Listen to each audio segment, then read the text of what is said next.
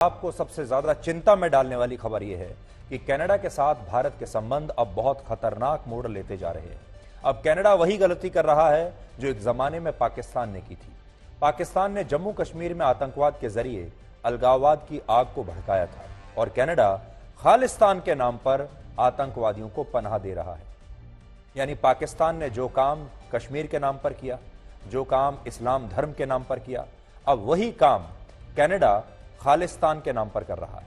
इसलिए आज हम सबसे पहले इसी खबर का एक ब्लैक एंड व्हाइट विश्लेषण करेंगे और आपको बताएंगे कि जस्टिन ट्रूडो जो वहां के प्रधानमंत्री हैं वही गलती क्यों कर रहे हैं जो एक जमाने में उनके पिता ने भी की थी। लेकिन उससे पहले आपको बताते हैं कि भारत ने कनाडा में रहने वाले अपने नागरिकों को अब सतर्क रहने के लिए कहा है और भारत की तरफ से जारी की गई एडवाइजरी में दो बड़ी बातों का जिक्र किया गया है। एडवाइजरी मेरे हाथ में है और हम चाहेंगे कि हमारे देश में जो ऐसे लाखों परिवार हैं जिनके बच्चे या परिवारों के सदस्य कनाडा में रहते हैं, आप जानते हैं लाखों बच्चे ऐसे हैं हमारे देश के जो कनाडा में पढ़ाई करने के लिए गए हैं और इसके अलावा लाखों की संख्या में लोग ऐसे हैं जो वहां काम करने के लिए, रोजगार के लिए गए हैं और उनके परिवार यहीं रहते हैं। इसलिए वो सारे परिवार आज हमारी ये बात ध्यान से सुने और वो चाहें तो अपने परिवार के उन सदस्यों को जो कनाडा में रहते हैं ये बता भी सकते हैं, जानकारी भेज सकते हैं यहां से। तो भारत सरकार ने कनाडा में रहने वाले भारतीय मूल के जो लोग हैं उनके लिए जो एडवाइजरी जारी की है और भारतीय छात्रों के लिए जो एडवाइजरी जारी की है, ध्यान से सुनिए उसमें क्या लिखा है। उसमें लिखा है, उसमें लोगों को ऐसे स्थानों पर जाने से बचने के लिए कहा गया है जहां पिछले कुछ समय में खालिस्तानी आतंकवादियों द्वारा हिंसक हमले हुए हैं या जहां ऐसी हिंसक घटनाएं होने की संभावनाएं हैं या फिर जहां भारत विरोधी गतिविधियों का वो इलाका जो है वो अड्डा रहा है, जहां पर भारत विरोधी गतिविधियां चल रही हैं या होती रही हैं, ऐसी जगह पर भारतीय मूल के लोग कनाडा में ना जाएं, वहां जाने से बचें। इसके अलावा इसमें यह भी लिखा है कि भारत के नागरिकों को तुरंत अपना रजिस्ट्रेशन कराने का जल्दी से जल्दी प्रयास करना चाहिए, जिसके लिए वो ओटावा के भारतीय उच्चायुक्त या फिर टोरंटो के कॉन्सुलेट जनरल से अब संपर्क कर सकते हैं। इसके अलावा भारत सरकार ने अपनी एक वेबसाइट का लिंक जारी किया है जिस पर कनाडा में रहने वाले भारतीय मूल के लोग और भारतीय लोग अपना रजिस्ट्रेशन करा सकते हैं। मैं आपको वो स्क्रीन पर दिखाने की कोशिश करता हूं, देखिए आप बड़ी स्क्रीन पर देख सकते हैं।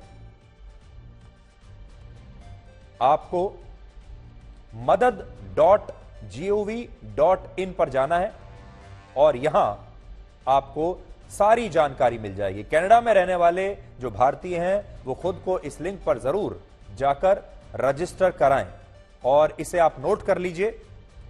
आप चाहें तो अपने परिवारों को या आपके जो सदस्य हैं परिवार के या रिश्तेदार हैं जो कनाडा में रहते हैं उन्हें तुरंत आप बताइए madad.gov.in पर जाना है।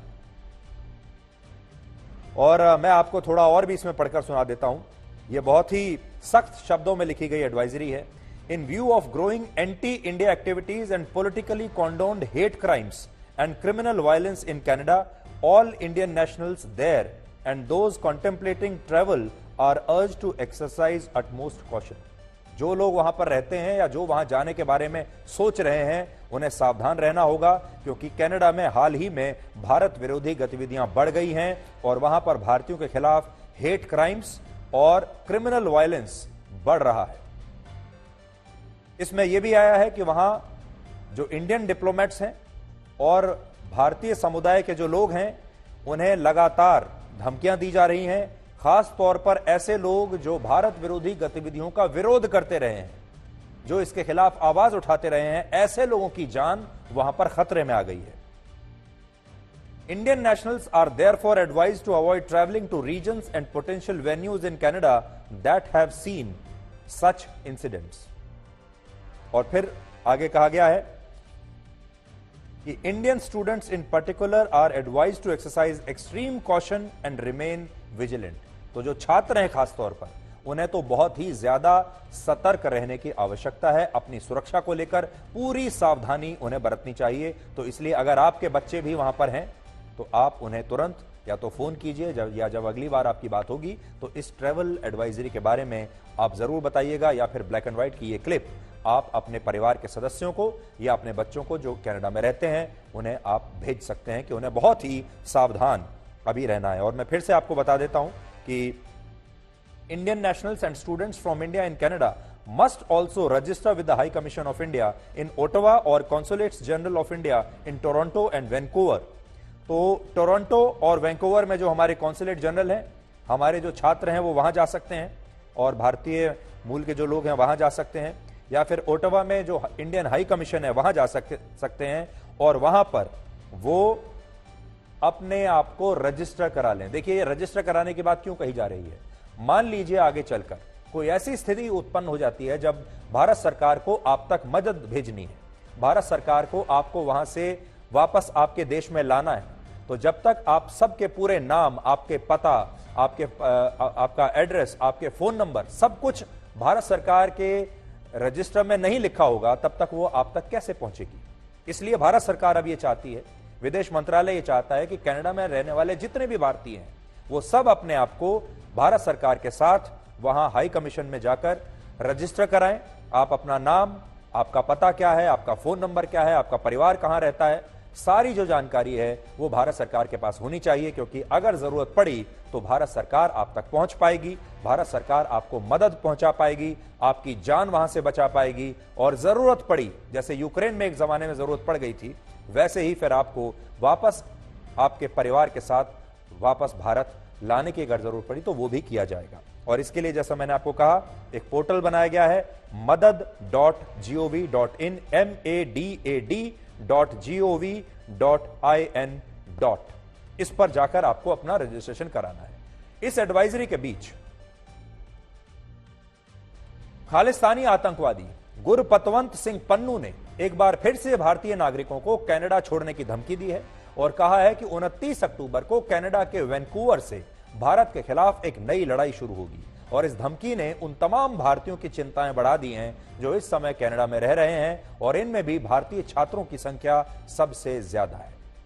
इस समय भारत के 3,19,000 छात्र लगभग कनाडा में पढ़ाई करने के लिए वहां पर रह रहे हैं, और इन बच्चों के माता पिता अब भारत में उनकी सुरक्षा को लेकर काफी चिंतित हैं, और हमें भी उनकी काफी चिंता है।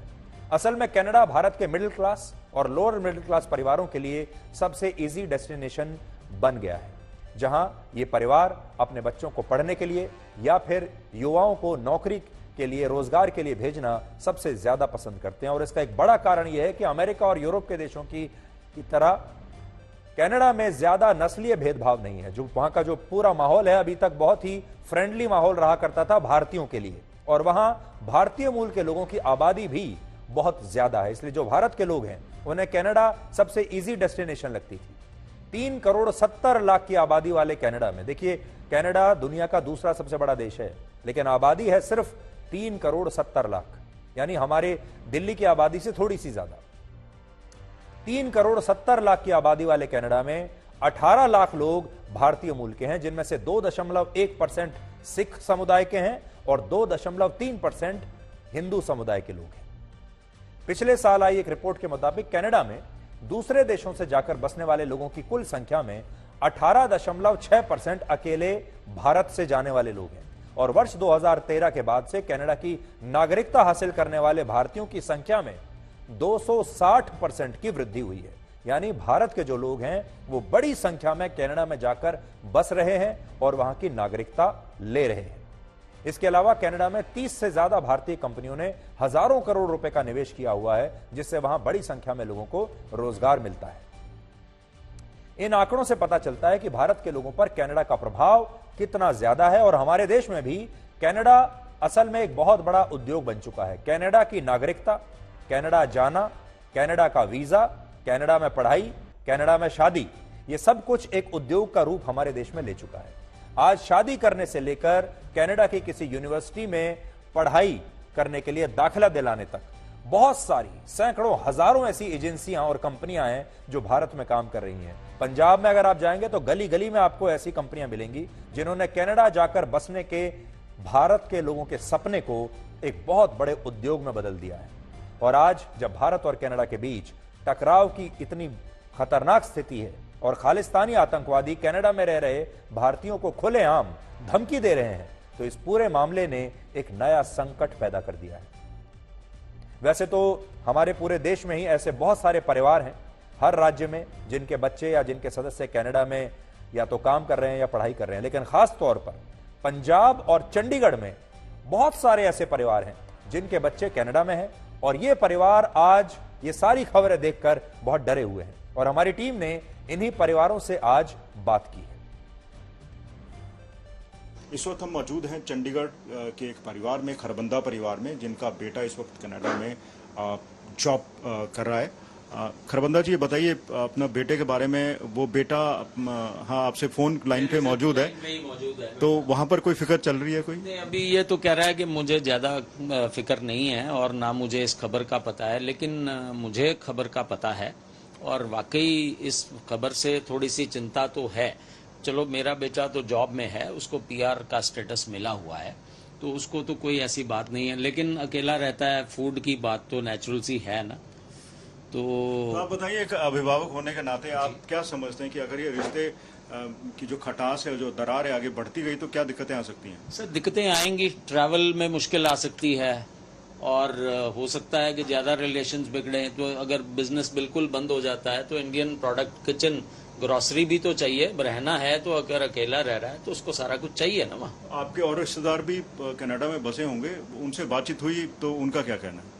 देखिए, और रिश्तेदारों से भी बात हुई है। एक मेरे रिश्तेदार हैं जिनका बच्चा अभी पढ़ रहा है वहाँ, वो ज्यादा चिंतित लगे मुझे। वो कह रहे हैं यार पता नहीं विजिटर वीजा ना, स्टूडेंट वीजा ही ना कैंसिल करके वापस डिपोर्ट की भी बात सुनने को मिल रही है। क्योंकि जितनी बातें हैं वो तो अभी तक कुछ ऐसा ऑफिशियल तो आया नहीं है, लेकिन हर जगह बातें हो रही हैं, तो ये दिमाग में तो बात आती है कहीं बच्चों को डिपोर्ट ही ना कर दिया जाए। मैं यही चाहती हूँ कि वहाँ पे जो भी हो रहा है, हमारी जो गवर्नमेंट के बीच में हो रहा है, वो ठीक हो जाए, कि जो भी वहाँ पे रह रहे हैं लोग, उनको थोड़ी घबराने की जरूरत ना पड़े। क्योंकि जो यहाँ रह रहे हैं उनकी फैमिलीज को भी थोड़ा सा होगा कि वहाँ पे जो हमारे फैमिली मेम्बर्स है, कहीं उनको दिक्कत ना आए कोई रहने की। तो इसलिए हम चाहते हैं कि सब ठीक हो जाए, जो भी दिक्कतें हैं उनके बीच में। ये ख़त्म होनी चाहिए। इसके नुकसान बहुत हैं। रीज़न इज़ कि बहुत सा बच्चा हमारा वहाँ गया हुआ है, ट्रेड्स है, वहाँ पे लोग ऑलरेडी रह रहे हैं और बहुत सारी कंपनियां हैं हिंदुस्तान में, कनाडा की।